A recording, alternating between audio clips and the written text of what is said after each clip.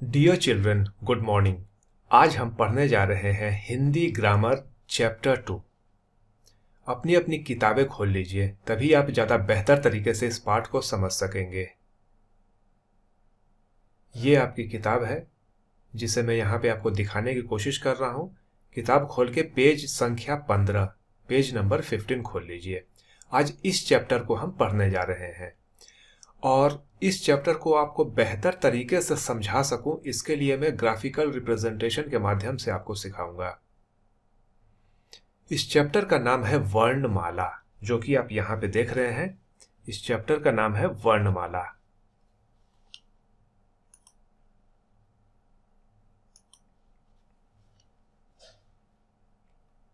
वर्णमाला यानी कि इसे अंग्रेजी भाषा में कहते हैं अल्फाबेट। अब वर्णमाला, जैसा कि आप नाम से देख रहे हैं, यह दो शब्दों से मिलकर बना है। वर्ण, ये हो गया वर्ण, और ये हो गया माला, यानी कि वर्णों की माला। अब सवाल उठता है कि वर्ण का मतलब क्या है, क्योंकि वर्णमाला समझने से पहले हमें जानना पड़ेगा कि वर्ण का अर्थ क्या है। वर्ण, जिसे अंग्रेजी में लेटर कहते हैं। वर्ण, हिंदी के जितने भी अक्षर हैं उनको हम वर्ण कहते हैं, जैसे क, प, भ, म, य, च। ये सारे के सारे अक्षर जो हैं उनको हम वर्ण कहते हैं। और वर्ण को दो भागों में बांटा गया है, पहला स्वर और दूसरा व्यंजन। ठीक है, अब आइए और थोड़ा बारीकी से देखते हैं कि आखिर स्वर कौन कौन से हैं और व्यंजन कौन कौन से हैं। अब यहां पे आप चार्ट के माध्यम से समझेंगे। मैं यहां पे आपको इनका एक एक का उच्चारण बताऊंगा, जिसे अंग्रेजी में प्रोनाउंसिएशन कहते हैं। ठीक है, हिंदी अक्षर के वर्णों की शुरुआत होती है अ से। यह है आ, इ, ई, उ, ऊ, री, ए, ऐ, ओ, आओ। इतने जो व्यंजन हैं, माफ कीजिएगा, इतने जो वर्ण हैं, इनको स्वर की श्रेणी में रखा गया है, यानी कि स्वर के कैटेगरी में रखा गया है। इसके बाद जो आता है अंग और अह, यह स्वर नहीं है। भले ही औ के बाद अंग और अह आता है, लेकिन अंग और अह जो है वो अयोगवाह है। ठीक है, आगे के क्लासेस में आप पढ़ेंगे। अब इसके बाद आते हैं व्यंजन पे। क से लेके जितने भी हैं ये सारे व्यंजन हैं। ठीक है, आइए इसका उच्चारण देखते हैं हम। मेरे साथ साथ पढ़िएगा। क, ख, ग, घ, अंग, च, छ, ज, झ, य, ट, ठ, ड, ढ, ण। अब इसके अलावा आप ये दोनों व्यंजन को देख रहे होंगे। अभी हाल फिलहाल में दो नए व्यंजनों को वर्णमाला में शामिल किया गया है, और यही ये दोनों व्यंजन है। ड के नीचे बिंदी लगा के ड़ बनाया गया है, ढ के नीचे बिंदी लगा के ढ़ बनाया गया है।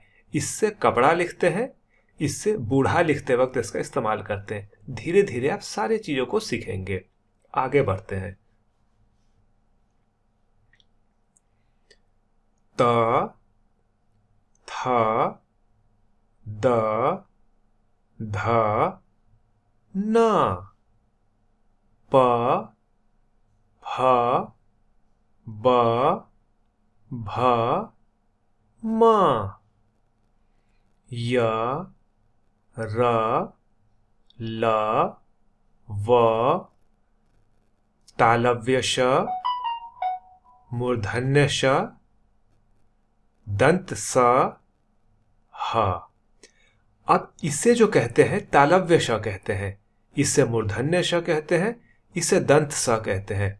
श, श, स। तो इसे ध्यान दीजिएगा कि मैंने इसका उच्चारण कैसे किया। ह के बाद जो व्यंजन आते हैं इनको संयुक्त व्यंजन कहते हैं। जैसे क्ष, त्र, ज्ञ और श्र। अब सवाल उठता है कि इनको संयुक्त व्यंजन क्यों कहते हैं? ऐसा इसलिए कहते हैं क्योंकि ये दो व्यंजनों से मिलकर बने हैं। आइए इसे विस्तार से थोड़ा सा समझते हैं।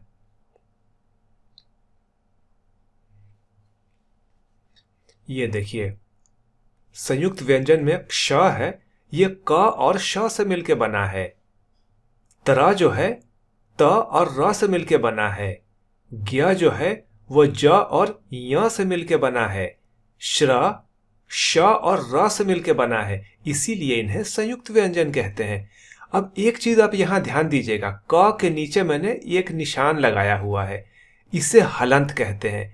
किसी भी वर्ण के नीचे लग जाता है तो वर्ण आधे रूप में बन जाता है। अभी इसे हम क नहीं कहेंगे, इसे कहेंगे क, मतलब उसमें से अ हट चुका है। तो मुझे उम्मीद है कि यहां तक आपको समझ में आ गया होगा। अब आप देख सकते हैं कि इस पाठ में तीसरे पेज पे आपको यह दिखेगा, ये क्या है। आइए इसको थोड़ा सा समझने की कोशिश करते हैं। यह है अंग, मैंने पहले ही बता दिया आपको। यह है आहा। यह ना तो स्वर है न ही व्यंजन है, इसीलिए इसको ना तो हम स्वर के साथ लिखते हैं ना ही व्यंजन के साथ लिखते हैं। ये दोनों व्यंजन नए जोड़े गए हैं, जिसके बारे में मैंने आपको बता दिया है। ड के नीचे बिंदी लगा के ड़ बनाया गया है, ढ के नीचे बिंदी लगा के ढ़ बनाया गया है। ठीक है। और इसके अलावा मैंने इसके बारे में भी आपको जानकारी दी है। अक्ष, त्र, ज्ञ और श्र, ये दो दो व्यंजनों के मेल से बने हैं, जिसके बारे में मैंने आपको जानकारी दे दी है। तो आज के पाठ में इतना ही। क्वेश्चन आंसर पे हम आगे चर्चा करेंगे। इस वीडियो को बार बार दोहरा के देखिए और इस पाठ के कॉन्सेप्ट को समझने की कोशिश कीजिए। धन्यवाद।